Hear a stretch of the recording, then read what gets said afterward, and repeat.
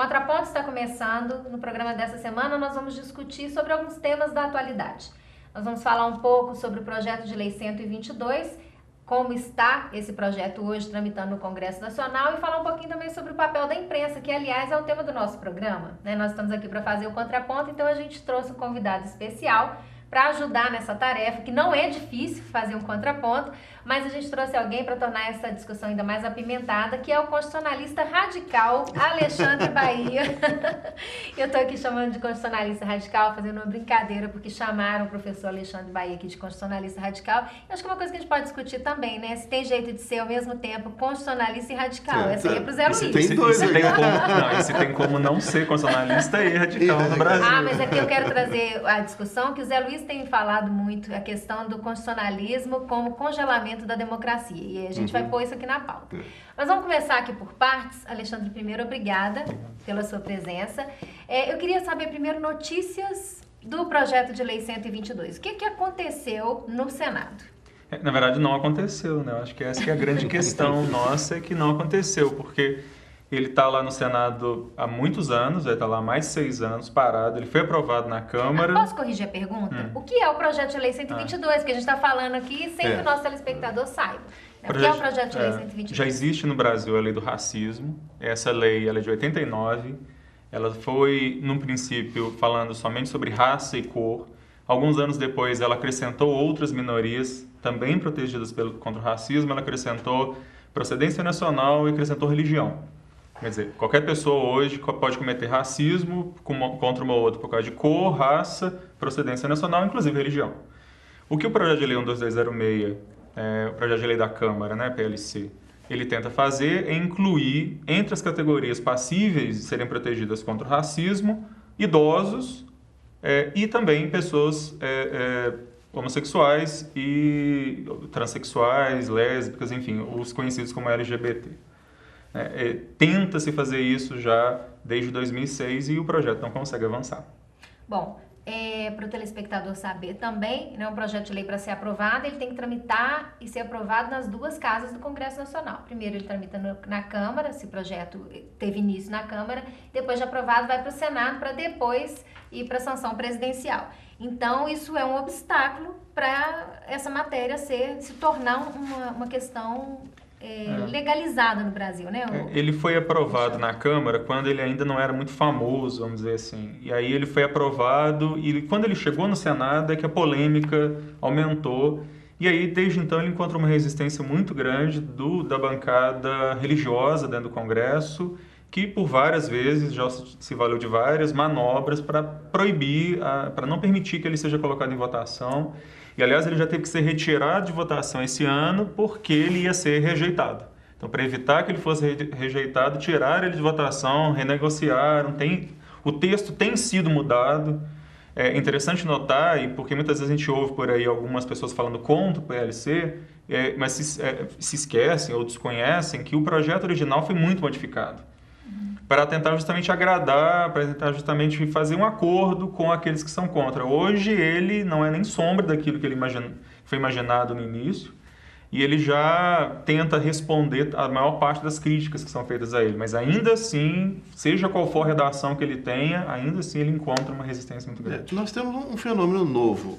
Se aqui a gente pode dizer que é um fenômeno novo, né? Um professor de teoria da democracia. Não, nós dois, né? Somos professores de teoria da democracia. Eu também. Você também. Então tem 3 professores de teoria da democracia. Não me coloque em crise existencial aqui, não. Essa questão porque a gente tem já partidos históricos que se formaram, muitos desde o século XIX, Partido Social Cristão, Democrata Cristão, vinculados a uma ideia ou a determinados valores ou ideias sustentados pelo cristianismo, seja na sua vertente protestante ou católica, né? Mas hoje a gente tem alguns partidos vinculados a igrejas mesmo, né? E dentro de uma perspectiva fundamentalista, né? Até que ponto a gente pode dizer que isso é um novo fenômeno? E qual é o perigo disso aí, Alexandre? A ascensão do fundamentalismo no Brasil é um fenômeno muito particular, porque quando a gente tira o PLC 12206 do foco do Brasil e coloca ele numa perspectiva mais global, a gente percebe que países com uma formação histórica muito parecida com a nossa, como a Argentina, Uruguai, o Chile, Equador e Bolívia, Portugal, que é de onde, né, a nossa colonização, eles têm uma outra relação dos partidos com a religião. Você não tem partidos em um desses países que nós falamos em que igrejas comandem partidos. Você até pode ter partidos sociais cristãos, você tem democracias cristãs, mas que não estão exatamente vinculados a uma igreja ou a um grupo de pessoas fundamentalistas religiosas, né? Isso é um fenômeno muito brasileiro, infelizmente muito brasileiro. Talvez um paralelo único seja com os Estados Unidos, mas ainda assim lá muito diluído, não é nada comparado com a gente. A gente está falando de fundamentalismo, que é uma palavra sempre associada com o islamismo. Com o islamismo. Né? Pouca gente pensa em cristianismo quando se fala na questão de fundamentalismo. E na verdade tem um livro muito interessante que mostra o nascimento dessa expressão fundamentalismo, que nasce com o cristianismo nos Estados Unidos. A gente comentou esse livro um dia desses aqui. Aliás, a atribuição de fundamentalista foi uma auto-atribuição dos cristãos americanos na virada do século. Retorno aos fundamentos cristãos. Com orgulho, na verdade, de dizer que somos fundamentalistas. E aí você tem um elemento perigosíssimo, né? Porque você fala, uma coisa é você remeter a determinados valores cristãos que podem fundamentar uma ação política, né? Como nesses partidos que a gente vê na Europa no século XX, por exemplo. Agora, outra coisa é você vincular a uma estrutura hierárquica de uma igreja, né? Onde você trabalha, algumas igrejas trabalham com dogmas, né? Onde então tem determinadas coisas que você não pode discutir. E se eu levo esse princípio para a democracia, né, acabou a democracia. Se eu levo isso para o jogo parlamentar, olha, isso não se discute porque isso é dogma. Isso não se discute, então acabou. Né? Será que a gente corre o risco aqui de um comprometimento da nossa democracia, né, por essa expansão do fundamentalismo? Não é cabível na política você chegar com a verdade. Se você já chega com a verdade, isso é inquestionável, porque afinal de contas é a vontade de Deus, alguma coisa assim, então não tem democracia, não tem política, aliás, não tem debate. Não cabe nem na política, nem na academia, né? Nem na ciência. Cabe na igreja. Na igreja você pode ter uma posição dessa, mas não na política, porque se uma pessoa já chega ali dizendo essa é a vontade de Deus, ela não negocia, ela é incapaz de negociar. Né? Então, aqueles que têm tomado aí, tentar tocar o PLC, têm tentado negociar, têm mudado o texto hoje, por exemplo. Ele já vai falar que não se inclui na discriminação. A discriminação, se ela for feita dentro de um tempo religioso, ela não vai ser enquadrada. Já está...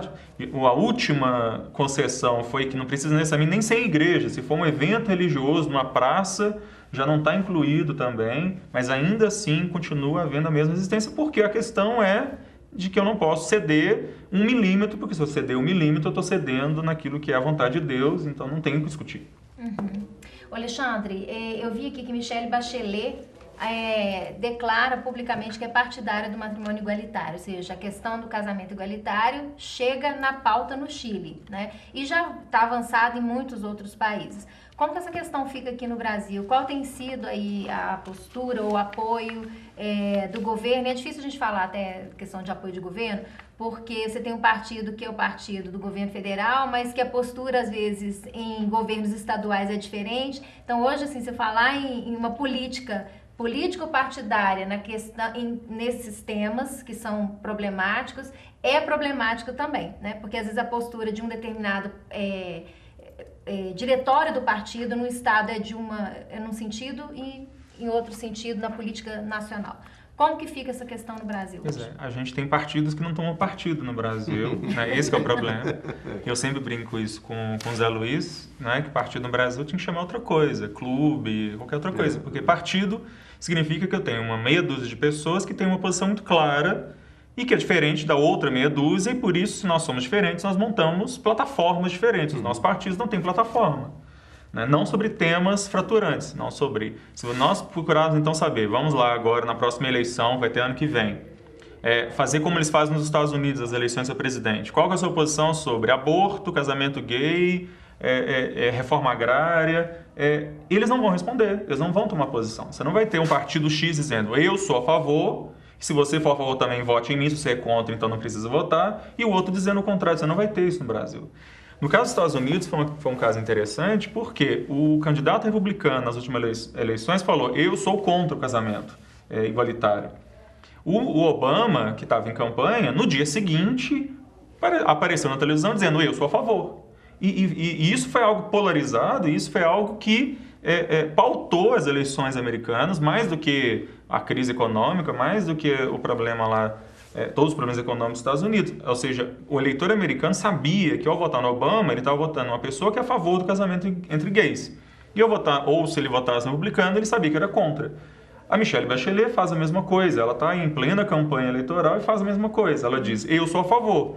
Provavelmente um candidato que se opõe a ela vai dizer, eu sou contra. E aí o chileno pode dizer, olha, estou votando a Bachelet porque ela é a favor.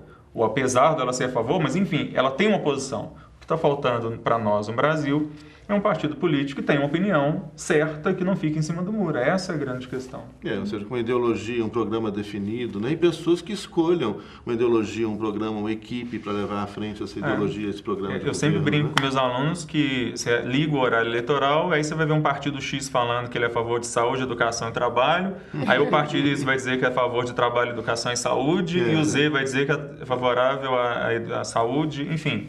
Você muda as figurinhas, mas todo mundo é a favor de saúde, educação, trabalho e renda. E redução de tributos, o que acaba fica também uma confusão. Que é também ótimo. Vamos ter mais saúde, mais educação, com menos arrecadação. É mágica, né? Mas é falar o que... Mas se você não tem uma posição clara, então qualquer partido vale qualquer coisa. Né?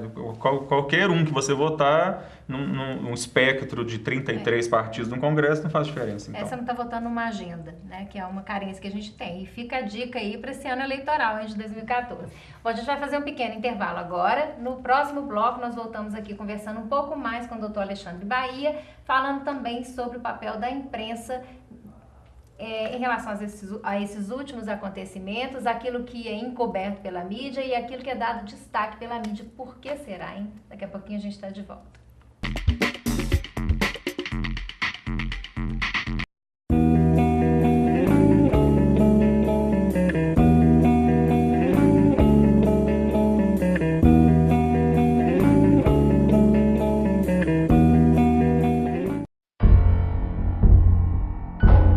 Você sabe o que ele faria se alguém o provocasse, xingando, ofendendo, chamando para a briga? Nada. Minha vida vale mais do que qualquer briga ou discussão. No Brasil, milhares de pessoas são mortas por motivos fúteis. Conte até 10. A raiva passa, a vida fica. Paz. Essa é a atitude. Uma campanha do Conselho Nacional do Ministério Público e ENASP.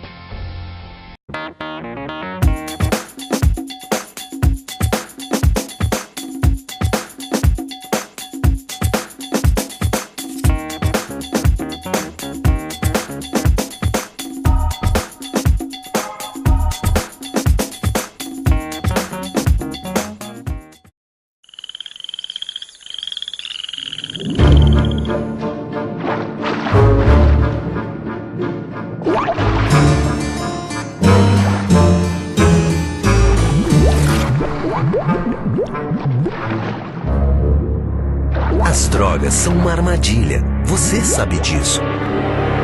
Seu filho não. Converse com ele. O diálogo é a melhor forma de afastar o perigo das drogas.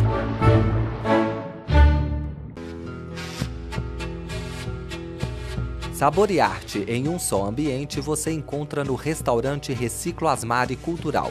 Localizado na Rua da Bahia, em frente à Praça da Liberdade, o restaurante Reciclo oferece uma excelente culinária mineira com preços acessíveis.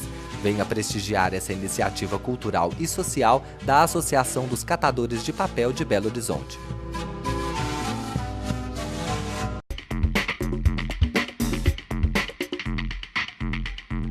Contraponto está de volta. Nosso convidado dessa semana é o doutor Alexandre Bahia, o constitucionalista radical. Doutor Alexandre Bahia, eu vou insistir nisso, porque agora deixa eu trazer esse tema para cá. Inclusive, até vocês falaram que dão aula aí da teoria democrática, me deixaram de fora. Não, é por causa da disciplina, porque tem uma disciplina. Claro. É porque desde quando eu mudei minhas disciplinas, e agora me pergunto, você é professora de quê? Eu entro em crise, que eu não sei mais o que eu sou professora. Mas o que eu quero discutir aqui é o seguinte. O Zé Luiz tem falado muito da questão do constitucionalismo como a ruptura do debate, e como ruptura do debate, um bloqueio ao processo democrático. Zé Luiz, é possível ser constitucionalista e radical? É lógico, e nós hoje temos a Rede por um Constitucionalismo Democrático, da qual nós aqui fazemos parte, né, e que vai pensar justamente o novo constitucionalismo na América Latina, especialmente as experiências do Equador e da Bolívia, que são sensacionais e que são experiências que vão trazer como a questão central de debate a questão do direito à diversidade, né, ou seja, uma diversidade, uma sociedade sem hegemonias, né, sem nós versus eles subalternizados, sem ninguém melhor do que ninguém, com espaço para todo mundo, e essa experiência que está sendo vivida, construída, né, na Bolívia, no Equador, e que a gente vem debatendo nessa rede para um constitucionalismo democrático. Nós somos radicalmente constitucionalistas democráticos, né? Radicalmente a favor dos direitos fundamentais. Sim, superando essa lógica de uma teoria da Constituição moderna, mas aí tem muita coisa para falar a respeito. Bom, né? É difícil, então, ser constitucionalista radical e radicalmente a favor dos direitos fundamentais num país onde a imprensa não ajuda muito, né? Vamos falar um pouquinho, então, sobre esse papel da mídia no controle da informação e na manipulação da informação. Né? A gente tem visto aqui, recentemente, um encobrimento de fatos que são de relevância nacional, de interesse nacional, que envolvem, né, a suspeita de crime com um helicóptero que foi aí descoberto com cocaína, com envolvimento de tráfico, só isso, só meia tonelada, né? E que estava pesado o helicóptero. E que existem aí pessoas ligadas a esse evento, né, que são pessoas públicas, né? E como isso tem sido encoberto pela imprensa. O que tem por detrás dessas questões, Alexandre, ao ponto que a cobertura a eventos relacionados com outros partidos, outras pessoas públicas, são de notório interesse da imprensa? Pois é, a gente no Brasil vive um negócio que é acreditar, e a imprensa se vende assim, como uma coisa neutra. A imprensa é neutra, então ela trata das coisas com isenção. Quando, na verdade, seria muito mais honesto o que algumas outras democracias avançadas fazem. Por exemplo, nos Estados Unidos, você tem canais de televisão e jornais que eles... se você abrir o site, você tem lá nossos valores, o que nós pensamos sobre X, Y, Z coisas. Então, você vai ter uma Fox, por exemplo, que ela é um canal de televisão conservador e autodeclarado conservador. Ela vai falar mal do Obama 365 dias no ano. E isso é algo normal numa democracia. Você espera que um canal de imprensa tenha opinião. Aqui no Brasil, nós temos uma coisa que é interessante, que não só os partidos não tomam partido, né, mas os órgãos de imprensa também assumem essa coisa de que eles são neutros, de que eles agem de forma neutra, quando na verdade a gente sabe que não é.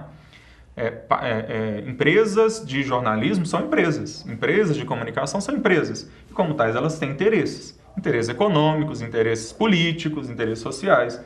E aí, nessa soma de interesses, há uma exposição de alguns temas e um encobrimento de outros temas. Né? Nós temos aí, numa quinzena, onde o helicóptero de um senador da República pilotado pelo piloto do senador da República, indo para a fazenda do senador da República carregando meia tonelada de cocaína, esse episódio é invisibilizado frente, por exemplo, uma hiperreportagem sobre a empresa que é dona da empresa, que vai parar lá no Panamá, que um dos condenados, o Mensalão, estaria sendo empregado pela sucursal dessa empresa em Brasília.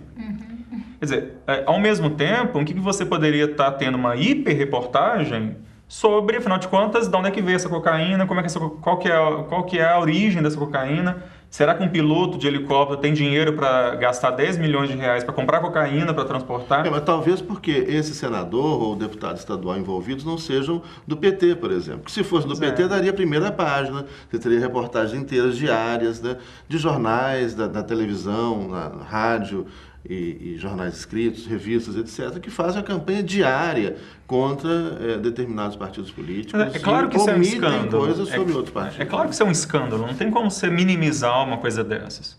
Né? E aí quando você pega, por exemplo, algumas revistas quinzenais, e aí o telespectador pode ver a revista quinzenal que está rolando aí, algumas das que estão rolando aí, a capa delas uma é sobre nutrição, a outra é sobre... puxa vida, né? Será que nessa última quinzena não aconteceu nada mais interessante do que vamos viver 200 anos? Não é? Um helicóptero com 500 quilos de cocaína não é algo suficientemente interessante para fazer uma capa da revista, para ser a capa da revista? Então quer dizer que os nossos meios de comunicação, eles estão explicitamente encobrindo algumas coisas. Eu acho que você disse uma coisa... Eu quero que você comente, Zé Luiz. Eu até vou aproveitar aqui, porque o seu comentário anterior me fez lembrar da reportagem da CNN, criticando o Papa. Eu queria que você fizesse um comentário sobre isso. Aquilo é ridículo. Mas, pois é... o que a gente tem... Você colocou uma coisa muito importante. Por exemplo, na Europa, agora as coisas também estão mudando, tem menos liberdade.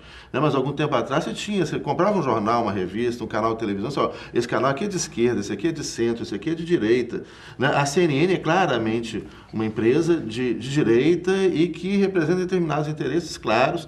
Né? E essa reportagem que aconteceu na CNN, ela beira o ridículo, né? Onde o cara faz uma exaltação religiosa do mercado livre e fala que o Papa vem defendendo o Estado. Ele fala, mas o Papa falou que o Estado vai defender o bem comum, mas como que o Estado vai defender o bem comum?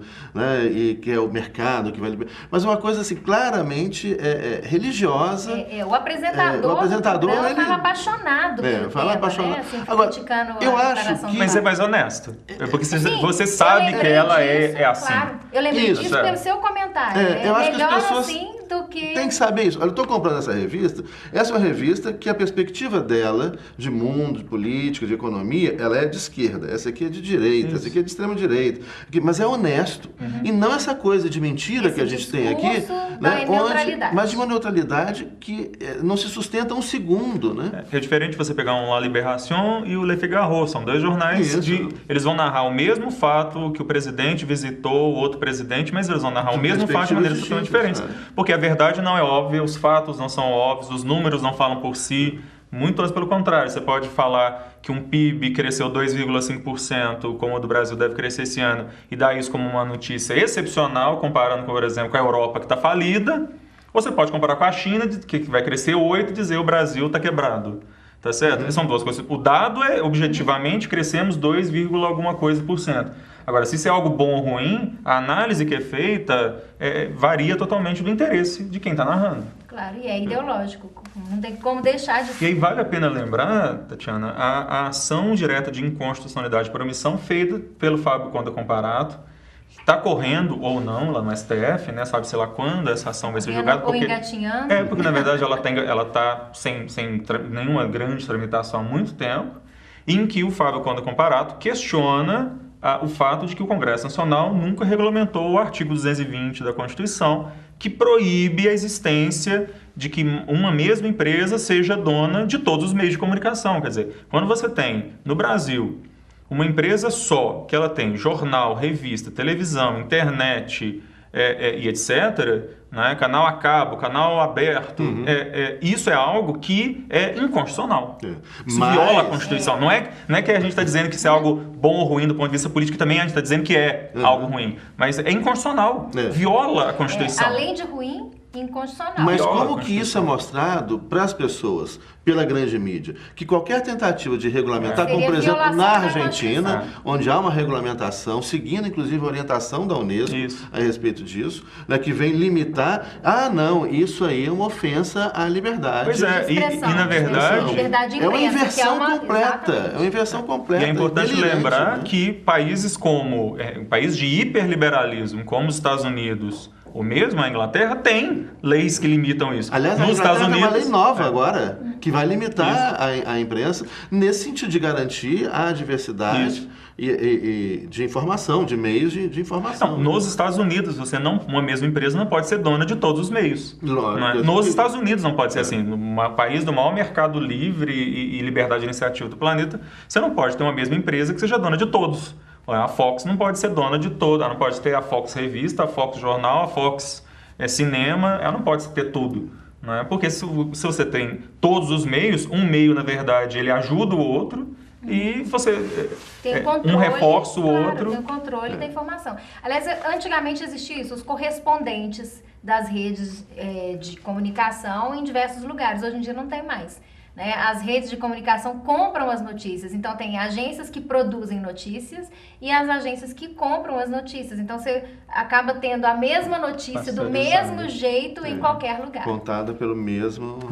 Pasteurizado. Exatamente. E, aliás, outro dia a gente leu uma matéria, eu até lembro disso com o Zé Luiz, que falava do laudo que produzido pelos médicos, pela equipe médica lá em relação ao José Genuíno, e o jornal, o laudo dizia que ele não podia ser sujeito a uma condição estressante, alguma coisa assim. E o meio de comunicação que a gente utilizou falava assim, bom, então ele pode permanecer, ele deve permanecer preso. A conclusão do meio de comunicação. É ridículo. Foi um jornal aqui de Minas. Falava assim, olha, o laudo médico é no sentido de que ele precisa fazer exercício leve, um acompanhamento, e não pode ser exposto e que não pode ser exposto a situação de estresse. Ou seja, o laudo diz que ele não precisa ir para casa, que ele pode permanecer na cadeia.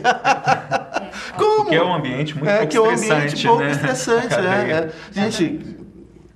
muito light a cadeia. Bom, ou é burrice ou a má fé, ou os dois juntos, né? Talvez. Né? Bom, mas tem a gente aqui para fazer o contraponto. Então, nós vamos, mais uma vez, encerrando aqui o contraponto. Quero agradecer a presença do nosso constitucionalista radical, o professor Alexandre Bahia.